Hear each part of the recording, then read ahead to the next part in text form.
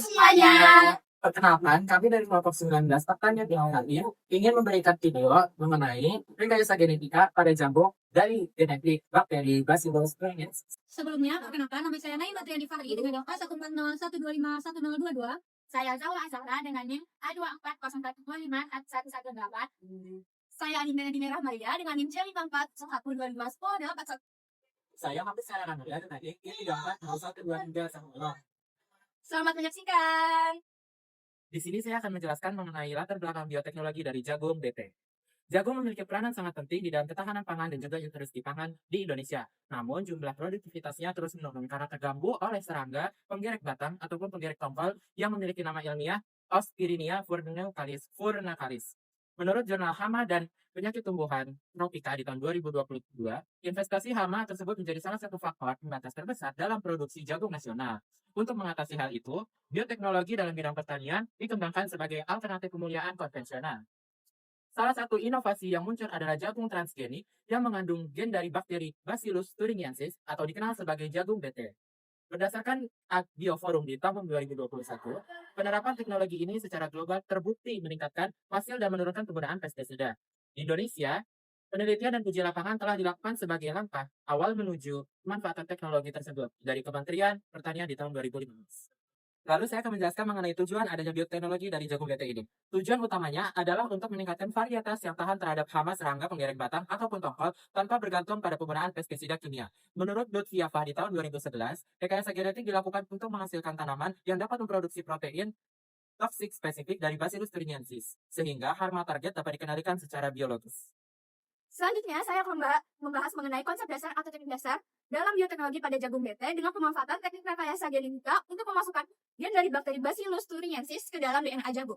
Sehingga jagung tersebut dapat memproduksi protein toksin yang spesifik membunuh hama penggerek batang dan juga tongkol pada tanaman jagung. Adapun proses utama dalam teknik ini yaitu pertama, ekstraksi gen BT, kedua, pemotongan gen dengan enzim restriksi, dan juga modifikasi gen agar diekspresikan dengan baik di tanaman jagung, yaitu dengan juga cloning gen ke plasmid, serta penyisipan gen ke dalam sel tumbuhan menggunakan metode pistogen. Selanjutnya, langkah-langkah rekombinan. Yang pertama itu, gen fly dari bakteri Bacillus thuringiensis diisolasi karena menghasilkan protein toksin yang efektif terhadap serangga hama. Selanjutnya, dimodifikasi agar sesuai dengan ekspresi dalam tanaman, misalnya dengan mengoptimalkan pondon.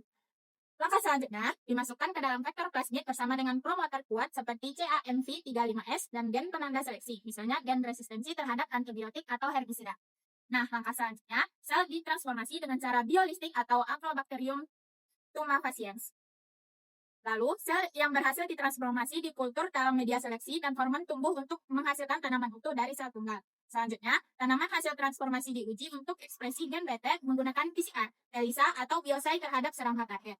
Lalu, tanaman diuji di lapangan untuk melihat efektivitas terhadap hama dan kestabilan ekspresi gen BT dari generasi ke generasi. Nah, yang terakhir, tanaman BT harus melalui uji keamanan pangan, lingkungan, dan regulasi sebelum dilepas ke pasar. Selanjutnya ada manfaat dan penggunaan bioteknologi jagung oleh Bacillus thuringiensis. Yang pertama adalah ketahanan terhadap hama utama. Menurut Rizkoni dan kawan-kawan pada tahun 2024 menyebutkan bahwa jagung thuringiensis memiliki ketahanan tinggi terhadap hama penggerek batang jagung karena jagung BT memiliki gen CRY1AB dan Bacillus thuringiensis yang dapat menekan kerusakan akibat serangan hama hingga 80% dibandingkan dengan jagung konvensional. Yang kedua adalah peningkatan produktivitas dan efisiensi. Hasil uji Rizkoni dan kawan-kawan juga menunjukkan bahwa produktivitas jagung BT meningkatkan hingga 59% dibandingkan jagung non-transgenik.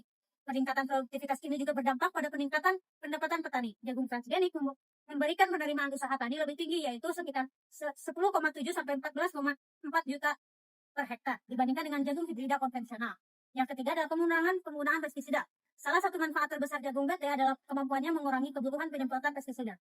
Selanjutnya ada dampak negatif dari penggunaan Bacillus thuringiensis pada jagung, yaitu yang pertama, menurut Nikos dan kolega pada tahun 2008 mengkaji efek jagung BT pada ekosistem tanah dan menemukan bahwa tanaman BT dapat mengubah dinamika mikroba, keanekaragaman hayati, dan fungsi ekosistem penting yang ada di tanah. Yang kedua, menurut Priscilla Difonzo et al. Di tahun 2025 membahas dampak overuse jagung BT di Amerika Serikat yang menyebabkan resistansi hama penggerek akar jagung sehingga efektivitas pengendalian menjadi berkurang dan dapat menurunkan keuntungan petani. Yang ketiga yaitu menurut TEN 2017 mereview potensi resiko kesehatan dari toksin BT dan residu pestisida BT yang ditemukan dalam tanaman transgenik, termasuk efek toksik pada organ hewan uji dan potensi ganggu kesehatan meski mekanisme pastinya belum sepenuhnya jelas. Sekian paparan presentasi dari kami. Kurang lebihnya mohon maaf. Wassalamualaikum warahmatullahi wabarakatuh.